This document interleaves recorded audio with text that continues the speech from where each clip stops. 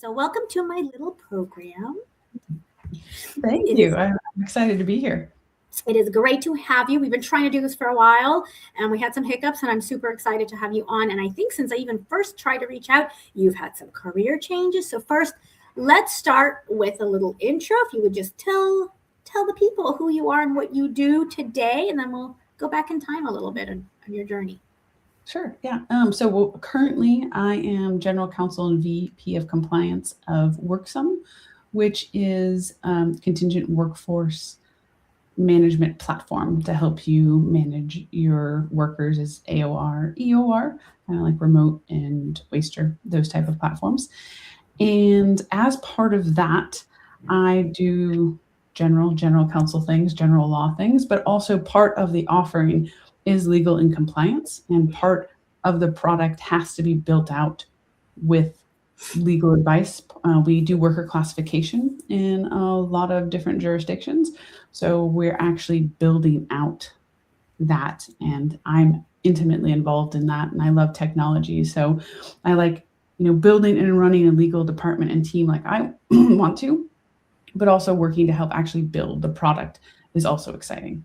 Yeah. Oh, sounds like a great little bit, get to do a little bit of everything, which is super cool. It's probably why we see a lot of attorneys who love tech get into like legal tech, and then we've got a whole blossoming community of CLOs and GCs who are at legal tech companies, which I think find themselves also doing some sales and marketing, quite a bit of sales and marketing, which is yes.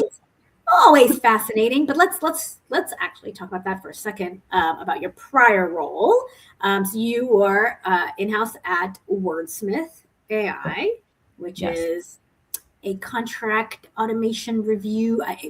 Look, I'm in this space for so long. At this point, there is no categorization. I will always misname things because they're like, we're not CLM. I'm like, I know, contracting automation. But tell me, what was Wordsmith, and then kind of what made you go there? What made you come back? And a little bit about the career. Wordsmith, first of all, I like to categorize it as like an AI toolbox, right? Because you do all the stuff that you can do with contracting, all that stuff with AI that everyone does. But then you can also, if you want to call it automations, you can run that. So what I like about it, because I use it still, is that it plugs into my tech stack, which is G Suite, Slack, Notion. And I actually have, you build repositories, which are just like projects or custom GPTs. So you have custom instructions, you plug in different documents, have live connections, so you don't have to like reload and upload, and then hook it into the Slack channel. And I'm having it answer questions. So when the business comes, I have multiple Slack channels. That's like the struggle now is like, do I put this in this Slack channel? Do I create a new one? I spend a lot. Folders of the past. Now we have Slack channels. So all the same challenges, right? Same mental. Exactly. Yeah. Yep. But it's amazing because it's answering so many questions. And then I built in Claude a dashboard so that I can show people, hey, look, I looked for April, 57% of the questions in the one legal general Slack channel were AI assisted. Like for some of them, I had to do a little bit of tweaking or correction, but it's like over half the questions I don't have to answer. And I was like, that's huge. You're using Claude for that, just so. No, Wordsmith is powering all of that, but then I use Claude to create a dashboard. Got it, to create a dashboard. Okay, so let me just extrapolate from that what I'm hearing and what I think is also a theme for sure that we're seeing, or a trend. There is no one magic solution. There never was, let's be honest. But I think we're now at a place where buyers of tech are starting to also, of legal tech, which are not the most deeply educated and informed tech buyers, nor should they be, right? They're in-house counsel. But those folks who are looking for solutions are also starting to, I think, realize there isn't just one. And it's almost like we've gone full circle with there was the pitch of all you need is this to solve all your contracting problems. And those are the end-to-end CLM systems, and they're still great and they have a purpose. But now we're certainly seeing a lot more piecing together. So you're doing it yourself, right? You have kind of a contracting deep piece of technology. In your case, Wordsmith.ai, not that this is sponsored, FYI. We always like, share if you want.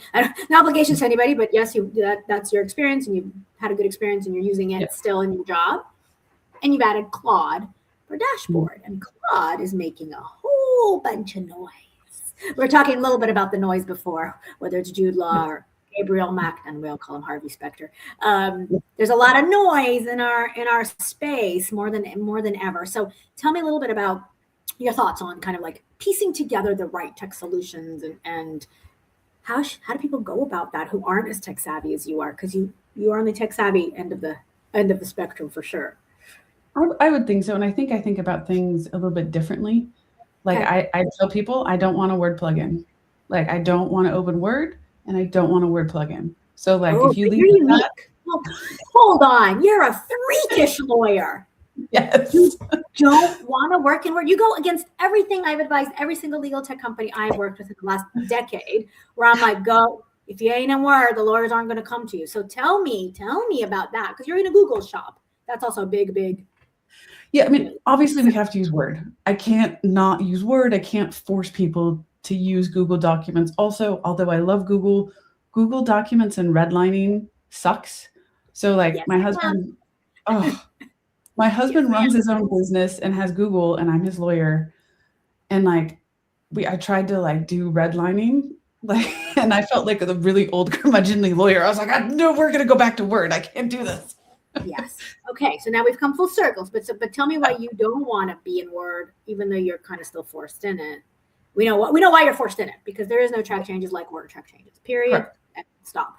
And even the formatting, like Google does all the weird stuff. Anyway, I have my own sob story, and I tried it, and then I tried to put something in Google Drive. You want to convert to a Google Doc? I'm like, no. Now, why are you trying to get me mess up my document no matter what I do? I want to put a Word document and save it in your drive. I think, well, let me convert it for you. And I'm like, Google, I'm going to throttle you. So I'm not a big fan for the lawyering stuff in Google. I love it for collaboration, blah, blah, blah. But back to you. You don't want to be in Word. So what does that mean for in-house counsel? Doesn't want to be. Like either like, so for all, not for all, but again, most of the AI tools have a desktop app, right? Or you could work on your phone. I don't think I really work with Word documents on my phone, but I drop in the document that I'm editing and I have the AI edit it. So this is also where using two different tools will come in. I'll use Wordsmith for like the legal stuff, but in full transparency, and they know this because I think I probably give them hit the feedback button more than they want me to. Still, Word is so hard to format, and it's an old product, and it's terrible, and I hate it. So that's why all the AI tools have a problem with it. So I'll do like the substantive legal work in the Wordsmith app, and then if it messes it up or can't handle the formatting, then I'll go to Claude and put it in Claude. And if that doesn't work, then I will open up Word and use Claude's Word plugin to fix the formatting, because I have learned through the generosity of the LinkedIn community that because Word is horrible, and if you want to like fix formatting in Word, you have to actually be working in Word. You can't have like an AI working on it. It has to be a plugin. Right. Yes. Okay. So you said some things that threw me off a little bit. So help me for those who, if I'm confused, there's no doubt that there will be others who are confused as well. When you say you use Claude to help you with Word formatting, you're not using a Claude plugin in Word? That's my last resort. So when you say you use Claude to help you with Word formatting, what does that mean? You're in Claude. You just drop in the document, and then you tell it, hey, I don't want the font blue, I want it black. And then it just changes it. And it does it for the whole thing, or. But then is the output a Word document? What's the output that you get from Claude? Claude can now output as a Word document. And that's the advantage. I stopped using ChatGPT. I was using ChatGPT when it was ahead. Then Claude pulled ahead. Now I'm all about Claude. I have no loyalties. Right.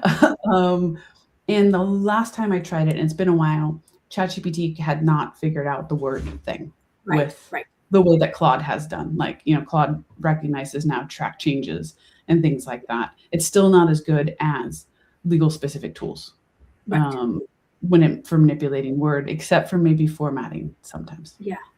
Okay. Well, so look, if every in-house lawyer could spend the time that you clearly have playing with these tools, our profession would be, light years ahead. I think that's maybe my next kind of question for you is, maybe it's a leading question, but how do you balance the time it does take to learn all the things you've just told us versus just popping open the document and doing it all the old-fashioned way? I mean, there's a learning curve here, no doubt. Yeah. I mean, I started when it first came out because I was like, this is going to solve all my problems. And it's just, my approach is, if I can get it to do it faster and better in AI, like if it takes me a little bit more time to figure that out, then I'll save time in the long run. So for example, I prefer to do, let's say, redlining in an AI app because I can dictate and just be like, you look at it and then go through and be like, change this, like an old school lawyer that I worked for, before law school. Yeah, like you're talking to a secretary, like a dictaphone, right? You talk to it, which is, by the way, another important thing to note for folks who are looking for best practices. You talk to it. You are not typing and chatting with it, right? You're verbally talking. Okay, that's super, which I love to do too, but I do it mostly for like creative drafting, not editing. So that's interesting. So you tell it, change this word. I mean, do you actually? Yeah, I mean, it depends how granular I want to get, right? Either I'll read in the changes, or if I don't care as much, because I'm not necessarily always in the details of something. Then I'll just be like, change jurisdiction to England or whatever, and then it'll go through. Right. Especially, I guess that's the benefit of working in a legal specific tool. Yeah. Is that you can not be as specific, and it's pre-programmed to understand how you speak. Where if we're talking about Claude or ChatGPT, you might have to build in some of that context. Right. Right. Sure. So you're going to have a longer prompt or conversation versus a legal specific tool. Right. So right now, if you're choosing, the tasks, you would use a legal specific tool, in this case, Wordsmith AI, but in general, legal specific tool versus Claude for legal, which you would say is also a legal specific tool. What is Claude for legal in your opinion? Like, have you dug into that? Yeah. So, I mean, obviously I worked for Wordsmith, so I understand how it is created and have seen what has gone behind, let's just say, your redlining tool. Like, what does that look like on the back end? Yeah. And so if I were to try to create a redlining tool like Wordsmith has, or any of the providers, I don't even think like a Claude project would be able to hold it. I would have to maybe have a co-work project, and then my instructions would be reams and reams and reams and reams and reams and reams of pages, if that makes sense. Because I know so it's just like, I don't have time to create the reams and reams. Yeah. So I'm going to use a legal specific tool. The legal specific. So Claude for legal, isn't that what they are then? Aren't they? I mean, it works. So Claude has always been the best at drafting. So most legal specific tools are LLM agnostic, and they switch back and forth between LLMs depending on the task. Yep. So Claude has always been the forerunner with drafting, and it gets more nuance than ChatGPT does. Yeah. So it's always been really good at that. It's definitely getting better at legal. I know it's not reasoning, but legal work.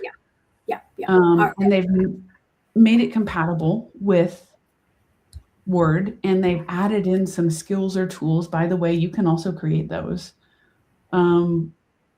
They've done some things, but it's not enough, again, to reach the levels of a legal specific tool who they've been building it for, 2 years, 3 years, and they've got a whole team that's all they do all day is build for lawyers. It's very different. Right. Fit for purpose, totally. So tell me a little bit about that, because I have very strong views on the need for subject matter experts inside of these technology companies, right? It's very clear the ones who don't have any domain expertise and think they can throw a bunch of smart engineers and tackle this problem. Over time, they figure it out fairly quickly. What are you seeing? I'm seeing a pretty big shift now, and I love this trend. More and more of these subject matter experts are being brought in to the tech companies. And it sounds to me like what you're saying is that is the differentiator. People who can go deep, that are building for legal, by legal, very different than the generalists that are also going, yep, we're great for doctors, we're great for lawyers, we're great for media and marketing, advertising, we're great for every profession. Are you seeing that trend? I mean, clearly you played a little bit of a role in that, I'm assuming, at Wordsmith, but are you seeing others doing that as well? Do you get a sense? In other industries, do you mean? Or other legal, are other legal tech providers bringing in more experts? Do they see that same importance that is critical? I mean, I think so. I don't. This is also going to sound harsh. No, bring it. I've had enough experience with legal tech over the years that are built by people who are not lawyers. And my thought was always like, did you talk to someone that practiced law before you built this? Because I don't need any of this and I don't want it. Right. Or wait, no, they did. Somebody who was a litigator for 2 years, fresh out of law school, and that person is creating the new contract review automation tool. I get those quite often too. I'm like, the engineer, the lead, the CTO will introduce me to their lawyer. And I'm like, not all lawyers are created equal. And you might be an excellent litigator or you'll grow into one, but you certainly should not be directing what contract review automation looks like. And I think there's a huge gap out there. And so that's interesting. The role of this legal engineer, which is new, right? Like that is a new role, a legal engineer. And that is what Wordsmith did, is brought in all lawyers. And part of the reason I joined Wordsmith was because of the founding team. So first of all, the CEO, Ross, is an attorney and he's an engineer. So bringing together both of the worlds. And then Robbie also was a lawyer, a tax lawyer. So he understands, I think, nuances more than anyone else. Deep reading. Yes. Yes. And then also another magical unicorn, the CTO gigs. So like right there, that is a differentiator for me, simply looking at the leadership team. Yeah. It is people who worked in law, who suffered that pain. Yeah. And wanted to build something to solve it. Yeah. Sure. And so that immediately, then I will pay more attention to your product if your leadership team contains lawyers who have practiced for a while or been involved in the legal industry for more than 2 years. For sure. I think that's what we're seeing also, like GCAI, took off really quickly. Yeah. I think because you have somebody who, and we know Cecilia, of course, and she's lived and breathed it. So good for her. She's bringing what she knows into the tech product. And I think you're spot on. There's definitely the credibility that comes with it, because it's a little chaotic right now with the marketing and the content is not great, and it's just a frenzied space. So, but you are joining me from Denmark. I'm obviously here in sunny Seattle, which it actually is. I'm excited to say. Tell me a little bit about what do you feel a difference in the vibe of, legal tech? I have some thoughts on what I see going on in London. The UK obviously is kind of a hotbed of innovation, but what are you seeing in other parts of Europe as far as the uptake? I mean, I'm an American in Europe. Right. It's a Netflix show. I'm just kidding. I grew up in Silicon Valley. So okay. I definitely have a different perspective, and Europe has some really cool things coming out of it, but I think there's smaller pockets. Yeah. There's definitely a bigger legal tech scene in Denmark. Obviously, Sweden wins. Sweden's double the size, and they've got Legora, and then they also got like Lovable, and they have a whole tech scene there. But it's actually kind of exciting what is happening in Copenhagen, and more people I think are able to sort of be part of legal tech, if that makes sense. So there's a startup from Copenhagen that's at Y Combinator right now that's for compliance, right? Okay. And so I consider that legal tech. It's for product compliance. So they're building AI to help products make sure that they're compliant with all the different EU regulations. Yeah. And that's like, young people. I don't know. When I was younger, I'd be like, I don't want to do that. That sounds terrible, right? Yeah.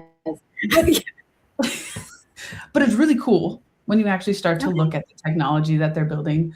So I think it's like this excitement of technology, applying it to like painful and terrible problems that required manual solutions before, but now AI can help us. And so people are getting excited by being able to solve those problems. And so I think Okay. maybe that's the shift. And also the money, like just the amount of money that is being dumped into legal tech right now is insane.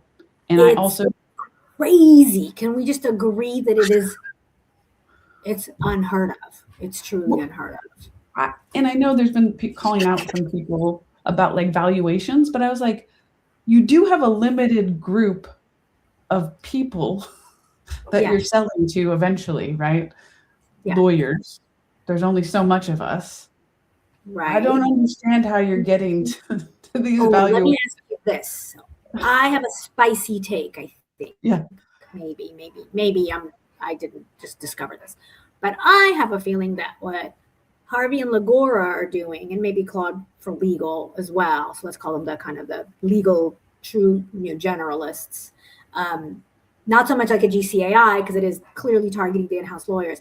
I feel like the others might be doing what Rocket Lawyer and LegalZoom did 12, 15 years ago, 15 plus years ago, I guess at this point, where they really are trying to democratize legal service and enable self-help for people who aren't lawyers. So actually poking at this concept of, wow, you're investing billions into a very specific market.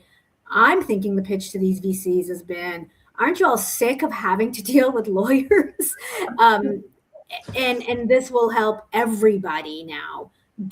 Now there's a whole question of the practice of law, and it's so different in the US and in Europe, and I think it's archaic and ridiculous, and I'm happy to poke any of those bears because there's no world in which reviewing an NDA requires me to be authorized to practice law. I think that is ridiculous, self-serving, saving our profession nonsense that was created at a time when lawyers were off, with broken horse and carriage buggies that were riding over people's broken ankles, and they were ambulance chasers. Like, I think so. Anyway, my 2 cents on this is, I wonder if the money's being thrown at it because they're seeing a completely different, much bigger audience that says, hey, anybody who's ever done a lease, anybody who's ever had to hire a contractor, anybody who's ever signed anything, including the back of their airline ticket or their cruise deposit, now is going to be 10 times smarter and more enabled and capable at dealing with these issues. I'm wondering if that's the thing. I don't think they're just targeting. I think it started with law firms. Yeah. Then they quickly spread into in-house. But I don't know. Isn't the business already using these tools? I mean, they are. Let's not pretend they're not. The business is going, yeah, I could wait for you, legal counsel. Or I'm going to just double check here old chat GPT, which they're doing, clearly. Oh, I've never been in a meeting where anyone has ever pulled up any type of AI and questioned me. It happens all the time. I mean, I joke about this with the CEO, and he knows that, and I have a good relationship with our CEO. Yeah. But he was like, well, why can't we just have Gemini file this in the tribunal? It's like, well, right. In theory, that's possible, right? Like, right. You could. Yeah. But there are consequences that we would then have to deal with them. We've got the practice of law issue. There's that over there. It doesn't have enough information, or, It's not going to be great. It's just not going to be great. Let's be clear. Yeah. Yeah. I don't know how the judge is going to react. I can't go do that. I'm a California lawyer. I can't go to the UK and go in, and they need a barrister. So, you're like, there are all these. Well, there are those self-created tools, but think about, the self-created, parameters that we've created for our profession over centuries, fine. But let's look at the in-house counsel job of the core pain point that everybody has, contracts, right? I mean, that's why you were wordsmith, everybody's got this problem. And right, free therapy, every company has a problem managing their contracts, period. And there is no legal team that feels like they're on top of it. Every legal team is still overwhelmed, frustrated, and doesn't trust their business to do anything, on their own. But the business, to your point, is like, well, this is good enough. And shouldn't the C-suite be able to say, yeah, you're right, it won't be perfect, but it's good enough. So I'm wondering if that's not why the Harveys and Legoras are valued at what they are, is maybe their whole pitch is quite in their discussions with the VCs is, hey, we're not just tackling the legal industry. Yeah, We're going to fund this through law firms in the beginning. Then we're going to wipe out the need for law firms. Sorry, law firms, you're going to use the tool until you're obsolete. Until you're obsolete. And then we'll just sell it into every company everywhere. That's right. It becomes, email. It's like email. And you're going to pick between Gmail and Outlook, or you're going to pick between Harvey and Legora. And it will do 90% of what you need. And it's not going to make law firms obsolete. Obviously, we all know that. And I know you're being flippant about it. And I get it, because I'm always like, but there's a big chunk of activity that absolutely will go away and should go away. And the same thing should happen in-house. It will go away and it should go away. And so that's why I'm wondering if they're not just limited to selling to legal. I mean, I think they have a bigger plan. That's what I hope. Yeah. Why else are you getting billions? Like, what else justifies this crazy amount of money if it's just legal? Two things that I think about there. One, I was talking to my dad earlier today, again, grew up in Silicon Valley. They're using ChatGPT, some people that have legal issues that are using ChatGPT to help. And I was like, oh, you got to switch to Claude, and you got to switch to Claude Cowork, because then all those files that you're trying to organize and whatever, boom, done, But then I was like, he was like, is there any AI that could help her? And I'm like, yeah, like a legal specific tool could help her, but she has a lawyer, but like, she's not going to pay however much it is, right, for Harvey or Legora or Wordsmith for just a short amount of time. So that's also an interesting thing. Like, if you go down like to the individual level, then how do you monetize that in a way that's beneficial for that level? But then coming back up to the in-house level, like, my business loves Wordsmith, and honestly, I could see it like almost writing me out of a job. Not fully, because luckily I'm at the top. But that's right. And not fully, but you want to do the stuff that you don't want to keep doing your whole career on the stuff that Wordsmith can do for you, right? None of us want to do that. So let's keep enabling the AI. So I love what you're saying. I mean, but you're admitting, you're saying, yes, as the AI gets better and better, it should keep taking away some of the stuff that I don't want to do in my job and I shouldn't be doing. And then also, like, I am a California licensed lawyer. I've lived in Europe now, 13 years. I know, I have a little bit of knowledge about everything. I know you kind of have an initial gut reaction when a question comes where it should go. Yeah. But now with AI, like, there was a question, because I have it automated, right? So it just auto answers. And so someone asked a question, I don't remember what it was.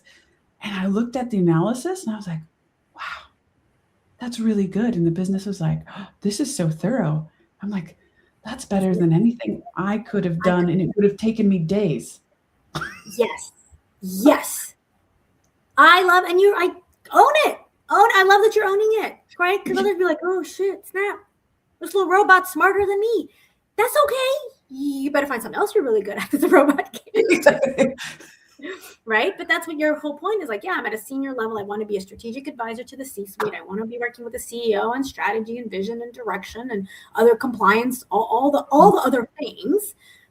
I'm done with being the FAQ responder. It's here. Here's the latest NDA template. God, go here, click, link. Like, even that. I love that we can skip fast forward over the whole, do you have an FAQ, Laura? We're going to be more modernized in our law department. Let's create an FAQ for the business. I remember those days as an Microsoft. Here's your 20 pages of all my knowledge. And the business like, oh, good, thank you, Lucy. I couldn't wait to read this over the weekend. I can't wait. Like, that was always so crazy that we ever thought that would help, but we had nothing else, right? And then we started like, hey, chat, auto answer, bots and all that. So, it's fascinating to hear. To hear your perspective. So we literally only have a half a minute left, which is crazy. These things always go so fast. So give me in 30 seconds, the overwhelmed in-house lawyer with contracts. They've seen 20 demos. They still have no idea where to start. They're living in Outlook and Slack. Where do they start? What's the first and best thing they should do to move forward with AI enablement? What is your tech stack right now? What tech are you using and what has AI in it? I automated NDAs today to like another extreme level, and with DocuSign and Slack and all of that. So like I didn't need anything else. So first of all, what do you have? What's your tech stack? Because your tech stack is going to impact what AI tools you should look at. So for example, my tech stack is Wordsmith. I have the ideal tech stack for them. I talked to Legora and they're like, yeah, you should go with Wordsmith because we're Microsoft. Right. So like, what is the AI optimized for? Just on a very basic level. And then what are your pain points, right? What are your pain points? So don't look at any AI until you know your tech and you know your pain points, and you maybe have them ranked.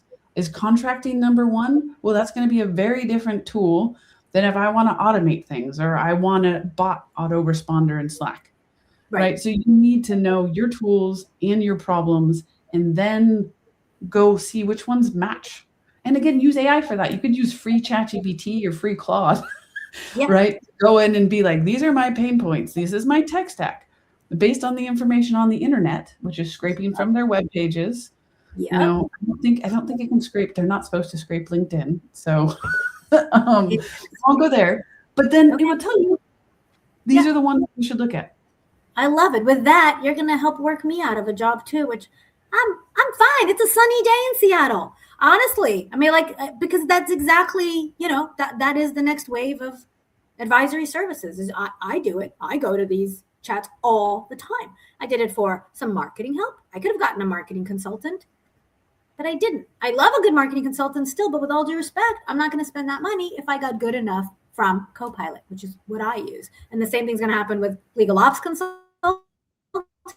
And it's exactly your point. You just advise them exactly, know your text ultimately, and then please prioritize your pain points. Lord knows that is what I've spent the last 6 years in this business teaching, in-house teams to do. So you are spot on. You cannot just go shopping for AI without being articulate and precise and crisp on your pain points, or else it all looks amazing. And it's like going to a buffet when you're just hungry for French fries. Do not go to a buffet if you just want French fries.